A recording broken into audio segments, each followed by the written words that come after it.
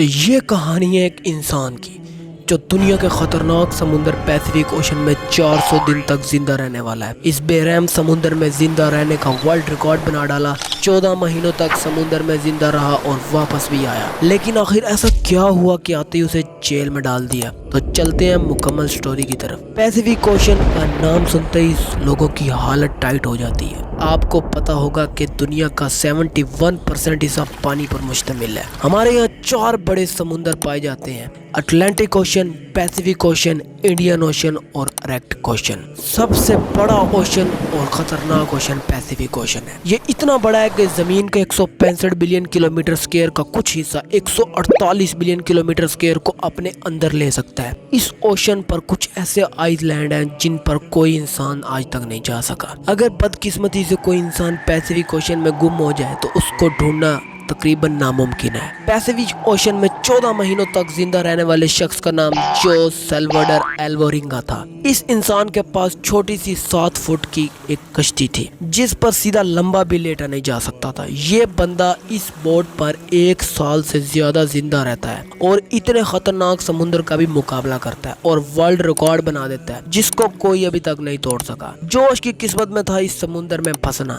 یہ بات ہے 2012 کی۔ جوش 36 سال کا ایک پروفیشنل مچھیرا تھا جو میکسیکو کے ایک گاؤں کوسٹا اجل میں رہتا تھا۔ 2012 17 نومبر کو جوس اور اس کا ایک دوست اپنے معمول کے مطابق مچھلیاں پکڑنے نکلتے ہیں، پر ان کی بوٹ بہت چھوٹی تھی جس میں ایک انجن اور ایک فریج تھا۔ وہ زیادہ دور تک نہیں جا سکتے تھے مچھلیاں پکڑنے۔ دونوں نے 30 گھنٹے تک واپس آنے کا فیصلہ کیا۔ دونوں نکل پڑتے ہیں۔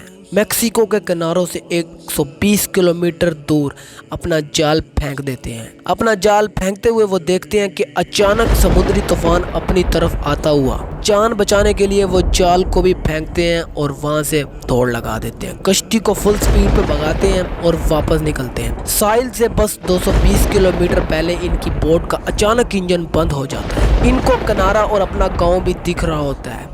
ان کے پاس ایک ریڈیو بھی تھا جس کی مدد سے انہوں نے اپنی لوکیشن اپنے باس کو بھیج دی اور جواب کا انتظار کرنے لگے۔ بدقسمتی سے ریڈیو بھی ڈیڈ ہو گیا۔ طوفان اتنا زبردست تھا اور ہوا اتنی تیز تھی کہ ان کی بوٹ کنارے سے دور ہوتی جا رہی تھی۔ تیز لہروں نے ان کو دوسری طرف دھکیلنا شروع کر دیا۔ ان کے باس تک جب میسج پہنچا تب تک بہت دیر ہو چکی تھی۔ ان کے باس نے ایک ریسرچ ٹیم بھی انہیں ڈھونڈنے کے لیے بھیجی، لیکن گزرتے لمحے کے ساتھ وہ دور سے دور ہو گئے تھے۔ طوفان کی وجہ سے نہ وہ کچھ دیکھ پا رہے تھے اور نہ وہ کچھ سمجھ پا رہے تھے۔ نہ انہیں پتا تھا وہ کس جگہ پر ہیں اور کنارہ کس طرف ہے۔ حیرانی کی بات یہ ہے کہ صرف 5 دن میں ہی 450 کلومیٹر دور پہنچ چکے تھے۔ ان کے پاس نہ فلیئر گن تھی اور نہ ان کے پاس کوئی آگ جلانے کی کوئی چیز تھی جس سے وہ سگنل بھیج سکے۔ کھانے کا سامان 2 دن پہلے ہی ختم ہو چکا تھا۔ مچھلی وہ پکڑ نہیں سکتے تھے کیونکہ جال وہ پیچھے ہی چھوڑ آئے تھے۔ دونوں کا بھوک سے برا حال تھا۔ اچانک ایک پنچھی ان کے سامنے آ کر بیٹھتا ہے۔ دونوں اس پر جھپٹا مار لیتے ہیں لیکن بدقسمتی سے وہ نہیں پکڑا جاتا۔ دونوں یہ سوچتے ہیں کہ شاید دوبارہ پنچھی آ کر بیٹھے اور تھوڑی دیر میں ایک اور پنچھی آ کر بیٹھ جاتا ہے۔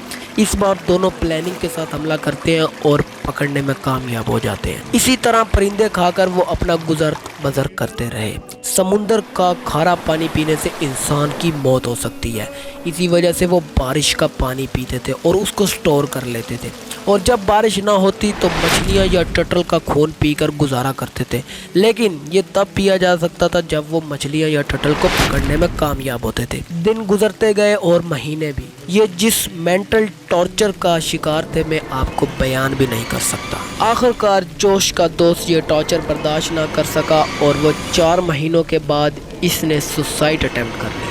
اب صرف جوش اس بوٹ پر اکیلا تھا۔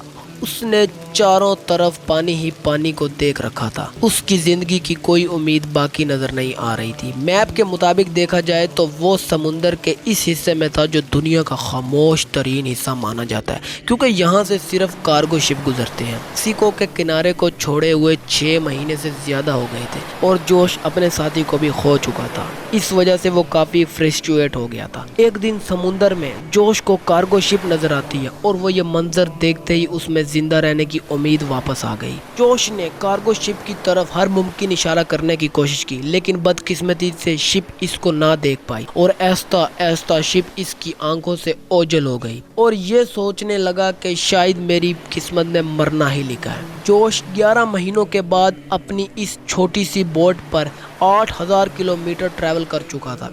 उसके कपड़े भी फट चुके थे और सनलाइट की रेस से बचने के लिए उसके पास सिर्फ एक अंडरवेस्ट मौजूद थी।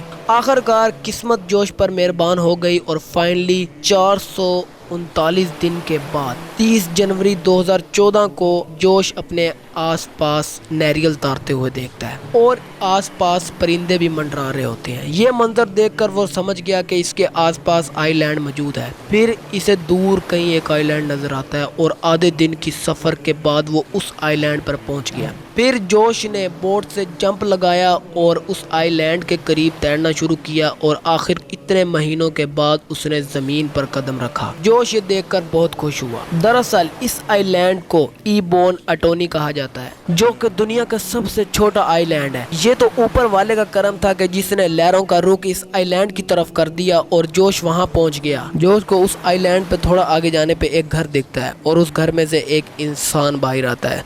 जोश ने बहुत महीनों बाद इंसान को देखा था और वो देख के उसकी आंखों में आंसू आ जाते हैं।